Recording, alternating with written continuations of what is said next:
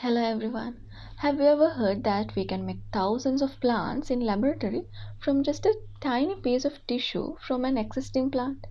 Well, that's the magic of plant tissue culture. I am Nimna Hansini and in this video I'm going to share few facts about the media that we used in plant tissue culture which plays a crucial role in this technique. So these are the things that I'm going to discuss during this video. First, what is plant tissue culture media? Then different types of media, their composition, media preparation, and finally the functions of plant tissue culture media. Now let's see what is meant by a plant tissue culture media. As we all know, the plants are organized in a way that they can acquire necessary nutrients and synthesize plant growth regulators that are required for their growth and development.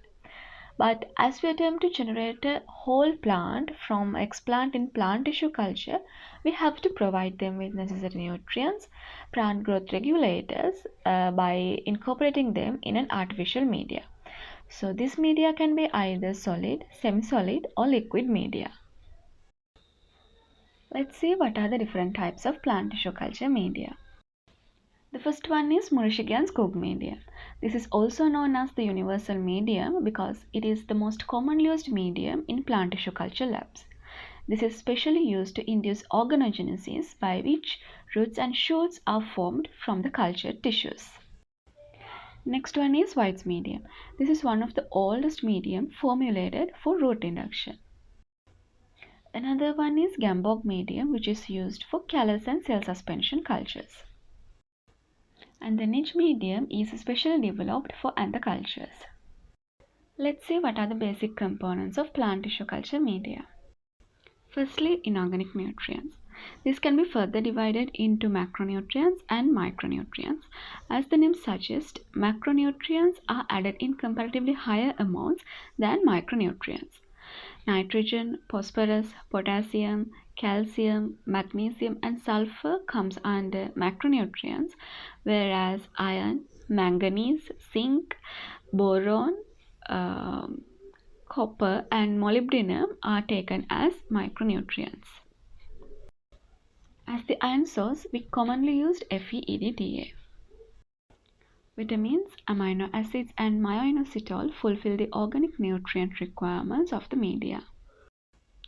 Since the cultured plants lose their ability to produce their own foods by photosynthesis in their early stages, we have to provide them with the carbon source, mostly in the form of sucrose or glucose. When it comes to the plant growth regulators, we can use auxin, cytokinin, and gibberellin either individually or as in combination based on our objective. For example, if we use high auxin to cytokinin ratio, it will induce root formation, and when the ratio is low, it gives rise to shoot formation from the cultured explant. So here I have mentioned some synthetic forms of plant growth regulators that we are adding to plant tissue culture media. And when we are preparing solid or semi-solid medium, we have to add solidifying agents like agar or phytogen. Now let's see how to prepare Murashige and Skoog medium, which is also known as MS medium, in our plant tissue culture lab. We can start by measuring ingredients of MS medium using an analytical balance. Then we have to separately dissolve them in deionized water to make individual stock solutions. Required amounts of individual solutions and sucrose are then mixed with each other in a beaker with the use of magnetic stirrer.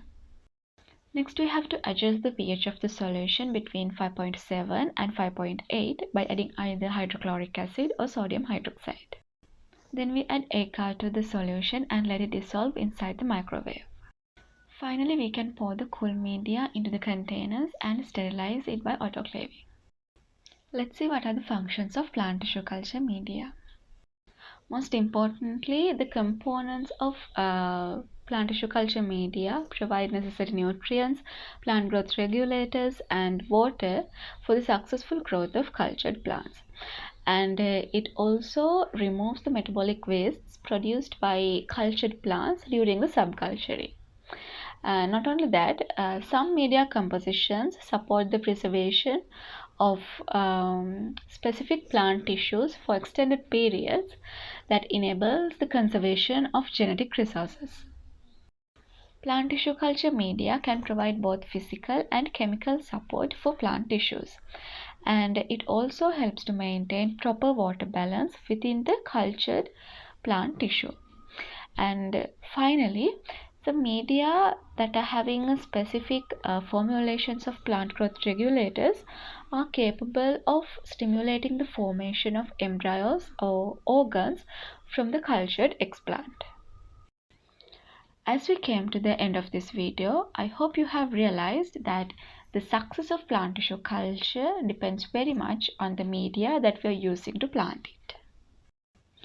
So, hope you have gained a somewhat knowledge about the media that we use in plant tissue culture, and thank you for watching.